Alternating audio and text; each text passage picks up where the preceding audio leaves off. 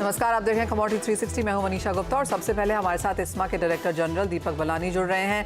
दीपक जी नमस्कार, शुक्रिया CNBC आवाज़ पर जुड़ने के लिए। और मैं वो पूरी रिपोर्ट पढ़ रही थी जो आयकार की तरफ से आई है एंड क्लियरली एक रेवलेशन कि 1 लीटर एथेनॉल बनाने के लिए 2 किलो लीटर शुगर केन की प्रोडक्शन लगती है, जहाँ की अदर क्रॉप्स में 3 किलो लीटर वाटर यहाँ पर लगता है। क्लियरली अच्छी खासी एजुकेटिव रिपोर्ट है, लेकिन आपसे जानना चाहेंगे 1 ये करने का रीज़न और 2 आपने इसमें से क्या निकाला। नमस्कार मनीषा जी। देखिए, एक मिथ या बोलेंगे कि भाई एक जहां भी जाओ ये बोला जाता है कि भाई गन्ना जो है एक वाटर गजलर है। हाँ। और आपको मालूम है गन्ना ट्रॉपिकल और सब ट्रॉपिकल रीजन में होता है। 5 या 6 स्टेट में मैक्सिमम गन्ना होता है और इनकी जो पानी की रिक्वायरमेंट होती है सॉइल टाइप, क्लाइमेट और कल्टीवेशन प्रैक्टिसेस के हिसाब से होती है। तो और एक और भी बात आपको पता होगा, शुगर केन जो है गन्ना के अंदर जो वाटर स्ट्रेस सिचुएशन हैंडल करने की क्षमता ज्यादा होती है वनस्पत, मक्का या कोई और फसल की। तो एक जनरल ब्रांडिंग कर दिया कि भाई पानी की ज्यादा खपत गन्ना को जरूरत पड़ती है। तो हमने एक Indian institute of sugar cane research है, एक बहुत अच्छी संस्था है, बहुत पुरानी संस्था है। इस्मा ने उनको एक स्टडी करने के लिए बोला जिसमें कि 6 जगह लखनऊ, कोयम्बटूर, करनाल, बेलगावी, प्रगनानगर और पावरखेड़ा, ये 5 या 6 स्टेट में हमने 2 प्लांट और एक रटून के ऊपर पूरा 3 साल की स्टडी शुरू की। अभी हमारे पास जो रिपोर्ट आई है 1 साल के प्लांट की रिपोर्ट है ये। इसमें हमें बड़ा क्लियरली ये मालूम चल रहा है कि जो गन्ना है इसकी वाटर यूज एफिशिएंसी जो है, ये चाहे मक्का ले या धान ले या गेहूं ले, इससे काफी हाई वाटर यूज एफिशिएंसी की बात कर रहा हूं, शुगर की है।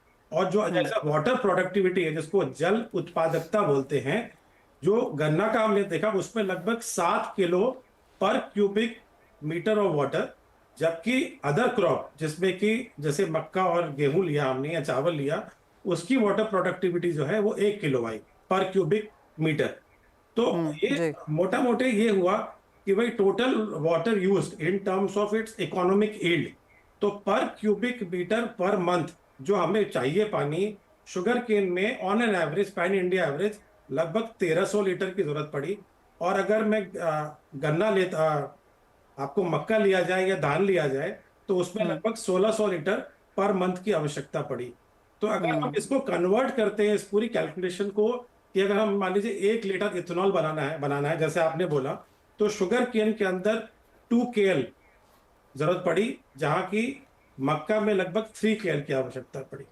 तो ये बड़ा क्लियर हो गया इस रिपोर्ट से कि गन्ना जो है या शुगर केन जो है ये वाटर गजलर क्रॉप नहीं है।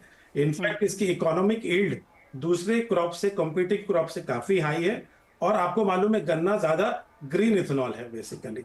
सो I think water efficiency, water productivity के हिसाब से आई डोंट थिंक कि अब ये गन्ना का एक जो ब्रांडिंग हो गई कि वाटर गजलर क्रॉप है वो सही है। आई थिंक ये मिथ ब्रेक करना बहुत जरूरी था। एब्सोल्युटली दीपक जी, क्योंकि कई सालों से और कई डेकेड से रादर हम ये बात यहाँ पर लगातार एग्रीकल्चर में सुनते आए हैं, और जो क्रेडिबल इंस्टीट्यूशंस के साथ आपने ये पायलट प्रोजेक्ट किया है, क्लियरली ये मिथ यहाँ पर ब्रेक होती हुई दिख रही है। साथ ही साथ क्योंकि आप हमारे साथ हैं, जिस तरह से हम प्राइस मूवमेंट देख रहे हैं इंटरनेशनल मार्केट्स में, उसे आप कैसे देखते हैं? 6 वीक हाइज है, पिछले हफ्ते में 11% की तेजी रॉ शुगर में है, जो ब्राजील में हो रहा है उसका सीधा इम्पैक्ट यहाँ पर है। लेकिन इन सब के बीच आप कहेंगे इंडियन मार्केट्स थोड़े से आइसोलेटेड हैं। तो हमारे यहाँ अभी एक्सपोर्ट का फिलहाल अभी तो हमने, इस्मा ने ऑलरेडी डिमांड किया हुआ है और हम सरकार के साथ बात कर रहे हैं। तो अभी एक्सपोर्ट तो रिस्ट्रिक्शन है, तो इंडियन मार्केट के ऊपर या इंटरनेशनल मार्केट के ऊपर इंडियन मार्केट का कोई असर नहीं है। बट जो हमने ब्राजील में हम देख रहे हैं कुछ दिनों से, उससे एक वर्ल्ड सेंटिमेंट जो है वो एक नेगेटिव हुआ है इनटू सप्लाई। तो एक हमने देखा है कि मार्केट में, ग्लोबल मार्केट में एक तेजी आई है, बट इंडियन मार्केट काफी सबड्यूड है। इनफैक्ट हमने देखा है कि मार्केट, इनफैक्ट डोमेस्टिक प्राइसेस कुछ हफ्तों में नीचे गए हैं और डिमांड भी थोड़ा सबड्यूड है। और मुझे लगता नहीं है कि आगे, क्योंकि अभी हमारा नया शुगर सीजन भी शुरू होने वाला है, भाई 15 अक्टूबर या 30 अक्टूबर नई चीनी आ जाएगी और थाई क्रॉप भी आ जाएगा। बट ये पूरी सिचुएशन कैसे इवॉल्व होती है, ब्राजील का सिचुएशन कैसे फाइनली सेटल करता है, उसके ऊपर डिपेंड करेगा ग्लोबल आउटलुक। आपने कहा कि प्राइसेस तो कमज़ोर हैं ही, साथ ही साथ डिमांड में भी एज ऑफ नाउ कोई पिकअप नहीं है। आगे फेस्टिवल सीजन है, आपको लगता है डिमांड यहाँ पर पिकअप करेगी और क्या एक्सपेक्टेशंस हैं उन नंबर्स में? नहीं, हमें लग रहा है कि डिमांड पिकअप करेगी क्योंकि अब फेस्टिवल सीजन शुरू हो गया है। गणपति भी राउंड द कॉर्नर है, फॉलोड बाय वेरियस फेस्टिवल। तो हमें पूरी उम्मीद है कि डिमांड पिकअप करेगा। दीपक जी, एक फाइनल क्वेश्चन यहाँ पर, in sense of government quota जो हमने देखा है सितंबर के महीने के लिए ऑन द हायर साइड यहाँ पर एंटिसिपेटेड है, तो आपको लगता है कि वो नंबर्स यहाँ पर पर्याप्त रहेंगे? देखिए, इस बार हमने इस्मा ने तो रिक्वेस्ट किया था कि एक एक्सटेंशन दे दिया जाए, क्योंकि हमें अपने कई सारे मेंबर्स से ये फीडबैक आया था कि बिकॉज डिमांड सबड्यूड है तो कोटा पूरा बिक नहीं रहा। तो हमने एक डिमांड किया था एक्सटेंशन, बट आज का जो कोटा रिलीज किया है 23.5 लाख टन का कोटा गवर्नमेंट ने अनाउंस किया है सितंबर के लिए। हमें उम्मीद थी कि लगभग 22-22.5 होगा, बट फिर भी 23-23.5 ठीक लग रहा है और इससे शायद मार्केट स्टेबलाइज हो जाए। Point taken. दीपक जी, बहुत शुक्रिया साथ जोड़ने के लिए। ऑफ कोर्स वो रिपोर्ट तो शेयर करने के लिए ही, साथ ही साथ इंटरनेशनल इंडियन तालमेल और ऑफ कोर्स क्या एक्सपेक्टेशन है फेस्टिवल डिमांड को लेकर, उस पर भी बात करने के लिए। ये बात हुई चीनी की, लेकिन आगे बढ़ते हैं और बात अब यहाँ पर गेहूं की करते हैं। हमारे साथ वीट प्रोडक्ट प्रमोशन काउंसिल के चेयरमैन अजय गोयल हैं। अजय जी नमस्कार। और यहाँ पर भी सरकार की तरफ से क्यूज आने की उम्मीद है। एक्चुअली कुछ रिपोर्ट्स का ये कहना है कि अक्टूबर से हम अच्छा खासा OMSS यहाँ पर होता हुआ देखेंगे और मिलियन टन की बात यहाँ पर की जा रही है। आप ये नंबर कैसे देखते हैं? एज ऑफ नाउ इंडस्ट्री के समक्ष क्या है? देखिए, जो मैंने अखबारों में पढ़ा उसके हिसाब से 5.5 मिलियन टन सरकार जो है अगले 6-7 महीने के लिए OMSS में एलोकेट कर सकता है, जो मुझे लगता है क्वांटिटी बहुत कम है। उम्मीद ये है कि सरकार जो है कम से कम 5 लाख टन प्रति हफ्ते अगर बाजार में डालेगी माल, तब जाके जो है बाजारों का जो है कुछ असर होएगा। नहीं तो इतनी कम क्वांटिटी में जो है अफरा तफरी मची रहेगी, हर एक के हाथ में आएगा नहीं और वही बाजार जो है फिर वैसे पुरानी तरीके से जो है अपसाइड में ही रहेगा। टन 6-7 महीने के हिसाब से आपको लगता है कि कम है, तो कितना होना चाहिए? तो जैसे मैंने कहा, कम से कम 5 लाख टन प्रति हफ्ते होना चाहिए। अभी सरकार ने जो इंडिकेट किया है 5.5 मिलियन टन रिजर्व किया है फॉर OMSS, और ये भी खैर न्यूज़पेपर रिपोर्ट्स है, और इसके हिसाब से 2.5 लाख टन प्रति हफ्ते रिलीज होने की उम्मीद है। और हमारी उम्मीद यह है कि सरकार जो है कम से कम 4-5 लाख टन प्रति हफ्ते रिलीज करे। एज ऑफ नाउ किस तरह की डिमांड है अजय जी आगे जाते हुए?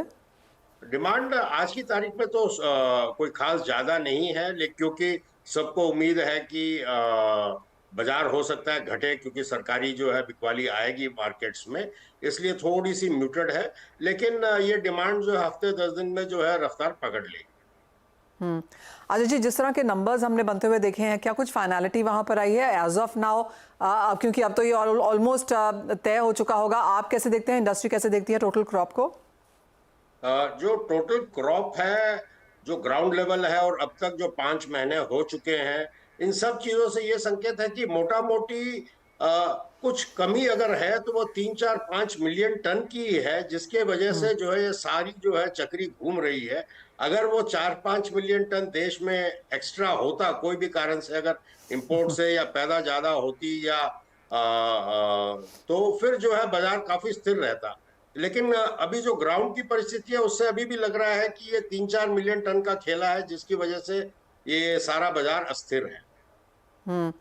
ऑफ कोर्स सरकार की तरफ से यहाँ पर OMSS तो निकल के आएगा ही, और हमने वो इनिशियल स्टेटमेंट्स भी यहाँ पर आते हुए देखी हैं। जैसे आपने कहा, काफ़ी सारी रिपोर्ट्स भी हैं यहाँ पर जिसका इम्पैक्ट है। अगर पिछले साल से कंपेयर करें तो चीनी के भाव 6 से 8% ऑन द हायर, रादर गेहूं के भाव 6 से 8% ऑन द हायर साइड है। यहाँ से अब क्या प्राइस रेंज बनता हुआ देखेंगे इस बाकी के साल के लिए? देखिए, एक धारणा बनी हुई है कि आज की तारीख में दिल्ली भाव जैसे 2800 सवा 2800 के हैं, और क्राइसिस मोड तब होगा जब अगर दिल्ली 3000 पार करे। पर उस चीज की अभी जल्दी नहीं लगती। अभी तो वेट एंड वॉच हो जाएगा अक्टूबर में किस तरह की पॉलिसी आती है, किस तरह का रिलीज आता है, और अक्टूबर नवंबर में किस तरह की कंजम्पशन रहती है। अगर गवर्नमेंट जो है कंजम्पशन को मीट नहीं कर पाया अपनी OMSS स्कीम में, और याद रखने की बात यह है कि ये एक ऑक्शन सेल है, फ्लोर प्राइस पे हर एक को मिलेगा या बाजार उधर रुकेगा ऐसा नहीं है। और अगर सप्लाई जो है और डिमांड में मिसमैच रहा तो वो ऑक्शन भी जो है मार्केट प्राइस पे हो जाएगा, तो उसका जो है कोई खास भावों में जो है इम्पैक्ट देखने को भी नहीं मिलेगा। और मुझे उम्मीद है कि जो है नवंबर दिसंबर में डिमांड अच्छी खासी रहेगी और 8-9 महीने की जो स्टॉक है वो कंट्री कंज्यूम कर चुका होगा। उस समय रियल दिक्कत महसूस होगी और उम्मीद ये लगाई जा रही है कि सरकार नवंबर दिसंबर से जो है एलोकेशन बढ़ाएगा। और आपको लगता है अक्टूबर का महीना सही है और सितंबर के लिए पर्याप्त यहाँ पर एज ऑफ नाउ सप्लाईज हैं? और दूसरी बात, जो लगातार बात हम अंडरटोन्स में करते रहते हैं कि इंपोर्ट ड्यूटी घटानी चाहिए, शायद वो आने देना चाहिए। इंटरनेशनल मार्केट्स में वीट के प्राइसेस मल्टी ईयर लोज पर हैं, शायद ये सही समय है। इन दोनों ही चीज़ों में आपको क्या लगता है?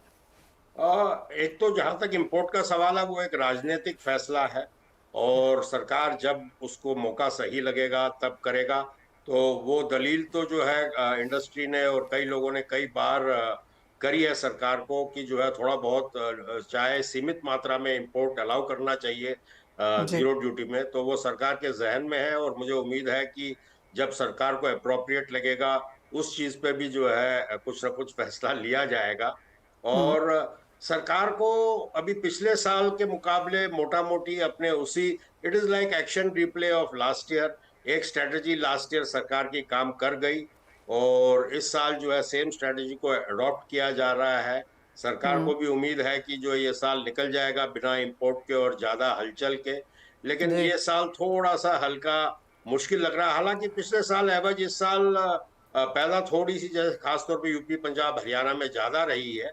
लेकिन जी। At the same time Punjab और हरियाणा सरकार सारा ले चुका है और केवल यूपी एकमात्र स्टेट है जहां से थोड़ी सी उम्मीद है। तो अब देखिए आगे जो है किस तरह की जो है वहां से सेलिंग आती है, उस पर डिपेंड करेगा market. Point taken. Ajay ji, बहुत शुक्रिया एज ऑलवेज साथ जुड़ने के लिए। तो as of now sufficient situation नजर आती है, कंफर्टेबल, लेकिन प्रॉब्लम्स आगे जाके अक्टूबर नवंबर दिसंबर के महीने में देखने को मिल सकती हैं। उस समय सरकार की ओएमएसएस नंबर्स क्या हैं उस पर काफ़ी कुछ डिपेंड करेगा। चलिए, तो बात हुई गेहूं की, लेकिन इसी के साथ जहां पर काफ़ी सारे रिप्रेजेंटेशंस आपने एज एन इंडस्ट्री रखे हैं, वो सब क्या हैं? कब तक लगता है यहाँ पर एक सोल्यूशन आता हुआ नजर आएगा? मनीषा जी नमस्कार। जिस तरीके से आज निफ्टी ऑल टाइम हाई पर है, उस तरीके से अब राइस वालों की भी उम्मीदें ऑल टाइम हाई पे आ गई है। ओके। क्योंकि कल जो मीटिंग कृषि मंत्रालय में हुई है, which was chaired by honourable Prahlad Joshi ji, who is the ji. Minister for consumer affairs, food and public distribution. अब उस मीटिंग में कई बातें क्लियर हो गई है। कई बात तो सरकार के लेवल पे एक रियलाइजेशन है कि हमारे पास जो राइस के स्टॉक्स है वो सफिशिएंट है और कई स्टेट गवर्नमेंट से उनके पास ये फीडबैक आ रहा है कि हमारे पास आने वाले सीजन पे राइस की पैडी को रखने के लिए भी जगह नहीं होगी। जो राइस का एक्सपोर्ट था before this ban was imposed, that was around 64 lakh metric ton, जो अब घट के एक्सपोर्ट बैन के बाद 4 लाख मेट्रिक टन के ऊपर आ गया है। तो मीटिंग में ये वाली बात भी एक मजाक में कही गई कि अगर राइस का एक्सपोर्ट अब नहीं खोला गया तो शायद कुछ ही दिन बाद सरकार को इसके ऊपर सब्सिडी देनी पड़ जाए। तो सरकार की तरफ से हम उनको धन्यवाद करना चाहते हैं कि उन्होंने ये मीटिंग बुलाई, उन्होंने हमारे कंसर्न सुने और उन्होंने हमारे को आश्वासन दिया कि ये शायद ही 1 या 2 हफ्ते के अंदर इसके ऊपर एक फेवरेबल डिसीजन आ सकता है। लास्ट टाइम आपको याद होगा कि मैंने आपको बताया था कि शायद सितंबर या अक्टूबर में इसका फेवरेबल डिसीजन आएगा, पर अब मैं अपनी वो टाइमलाइन को घटा के हमारी ये उम्मीद है कि शायद 1 से 2 हफ्ते या मैक्सिमम सितंबर के अंदर राइस का एक्सपोर्ट खुल जाएगा। और सारी सो देव, क्या नंबर्स आप यहाँ पर देखते हैं? किन ifs and buts and clauses के साथ आप ये एक्सपोर्ट खुलता हुआ देख रहे हैं? देखिए, सबसे पहला जो इफ एंड बट हम इसमें ये देखते हैं कि एक्सपोर्ट ड्यूटी जो पार्बोइल्ड राइस के ऊपर इम्पोज्ड है of 20%, that could be converted into a fixed duty, and Okay. that will come around the levels of $90 to $95 per metric ton। लगभग अगर हम रुपए के अंदर बात करें तो 7 से 8 रुपए किलो के बीच के अंदर ये ड्यूटी नॉन बासमती राइस के एक्सपोर्ट के ऊपर फिक्स होगी। ओके। इसके अलावा एज ऑन डेट तो हमारे को ऐसा नहीं लगता कि कोई और रिस्ट्रिक्शन इसके अंदर लगाई जाएगी, बट इंटरनेशनल मार्केट का आज आप सिनेरियो देखें तो पिछले 2 महीने के अंदर जो हमारी राइवल कंट्रीज है जैसे वियतनाम, थाईलैंड, पाकिस्तान, इन सब कंट्रीज के अंदर एक्सपोर्ट के रेट काफी कम आए हैं। इनकी करेंसीज भी रुपये के कंपैरिजन में काफी वीक हुई है। तो इंडस्ट्री ने उस मीटिंग के अंदर एक रिक्वेस्ट और करी कि जब ये एक्सपोर्ट राइस का खोला जाएगा तो उसके अंदर जो ड्यूटी आज 20% $90 के ऊपर सरकार उसको कंसिडर कर रही है, उसको घटा के 10% के लेवल पे ले आए, जो ट्रांसलेट होता है लगभग 4 से 5 रुपए किलो और $50 पर मेट्रिक टन। सो दैट जो हमारी राइस की इंडस्ट्री है that can compete against other countries in the world very well. तो सरकार ने इसको नोट करा। दो पर्सनली आई डोंट थिंक कि इतनी जल्दी इसके ऊपर सरकार डिसीजन लेगी, बट अगर राइस का एक्सपोर्ट भी खुलता है तो that is sufficient good news for the industry. जो काम पिछले 3 साल से डिस्टर्ब था वो अब इंडस्ट्री को एंगेज करने के लिए मिल जाएगा। और हमारे कई कई मंडियों के अंदर आप आज जाए तो जो बासमती राइस की पैडी है और नॉन बासमती राइस की पैडी बराबर हो गई है। ऑल राइट देव, बहुत शुक्रिया साथ जुड़ने के लिए। और ऑफ कोर्स डिटेल में आपसे बात होगी, एक बार ये सरकार की तरफ से आता हुआ नजर आ रहा है। और जैसे आपने कहा टाइमलाइन चेंज की है आपने, तो clearly all time high hopes तो यहाँ पर हैं ही कि सितंबर के महीने में यहाँ पर हम राइस को एक्सपोर्ट्स खुलता हुआ देखेंगे। बहुत शुक्रिया आज हमारे समक्ष यहाँ पर साथ जुड़ने के लिए। आगे बढ़ेंगे और केडिया एडवाइजरी के अजय केडिया अब हमारे साथ हैं। अजय नमस्कार, आप कैसे देखते हैं ओवरऑल बाजार को और आपके टॉप ट्रेडिंग स्ट्रैटेजीज यहाँ पर क्या हैं? नमस्कार मनीषा जी। डेफिनेटली देखें, सोना चांदी में पिछले 2 दिनों में हमने कंसोलिडेशन देखा है, इंटरनेशनल में भी और डोमेस्टिक में भी। डोमेस्टिक में हम देख रहे हैं 7200 के ऊपर गोल्ड नहीं जा पा रहा है और पिछले 2-3 दिन से दायरे में, तो इस दायरे में ही ट्रेड होता हुआ दिखाई दे रहा है, जहां पे मुझे लगता है 71,600 पे 71,600 पे गोल्ड को लेना चाहिए। 71,400 का स्टॉप लॉस लगाइए। 72 का एक लिमिटेड अपसाइड। चांदी में भी हम देख रहे हैं $30 का लेवल आज मॉर्निंग में छुआ जरूर, बट सस्टेन नहीं कर पा रहा है। जिस ढंग से डॉलर 13 महीने के लो के बाद रिकवर कर रहा है, उसका कहीं ना कहीं थोड़ा सा खामियाजा हम चांदी में और बेस मेटल में देख रहे हैं। तो चांदी में मुझे लगता है कि प्राइजेस 84,100 तक का एक सपोर्ट मिलता है, वहां पे आप बाय कीजिए। 83,800 का स्टॉप लॉस लगाइए। 85,000 तक का एक पुल बैक मिलेगा, बट एक करेक्शन ड्यू जरूर है मार्केट में, क्योंकि की रेजिस्टेंट मार्केट तोड़ नहीं पा रहा है। एंड सेकेंडली डॉलर इंडेक्स में रिकवरी। वहीं अगर कच्चे तेल की बात करें तो रशिया यूक्रेन के कंसर्न्स की वजह से थोड़े बहुत सपोर्ट मिलने चाहिए थे, बट आज एक प्रॉफिट बुकिंग पे ही है। मुझे लगता है प्राइसेस में थोड़ा कच्चे तेल में दबाव कंटिन्यू रह सकता है आज मॉर्निंग सेशन में, बट एग्रेसिव सेल करके नहीं चलना चाहिए। मुझे लगता है 6200 का एक अच्छा लेवल रहेगा, यहाँ पे एंटर करना चाहिए वापस। 6150 का स्टॉप लॉस रखिए। 6350 का टारगेट रहेगा। लास्ट में अगर हम बेस मेटल की बात करें तो एक अच्छी खासी रैली के बाद प्रॉफिट बुकिंग मिली है, जिस ढंग से डॉलर इंडेक्स में रिकवरी बनी है। तो कॉपर में एक अच्छा खासा 820 का रेजिस्टेंट है, वो फॉल नहीं कर पा रहा है, फेल हो रहा है बार बार में, जिसकी वजह से मार्केट में गिरावट आई है। तो 808 पे लीजिए, 805 का स्टॉप लॉस रखिए। 815 तक का वापस पुल बैक मिल जाएगा। ऑल राइट, तो वो टॉप ट्रेडिंग स्ट्रैटेजीज हैं। अजय जी बहुत शुक्रिया साथ जुड़ने के लिए और तमाम स्ट्रैटेजीज शेयर भी करने के लिए। इसी के साथ एक ब्रेक का समय है, हम लौटेंगे तो लेकर आएंगे आवाज समाचार।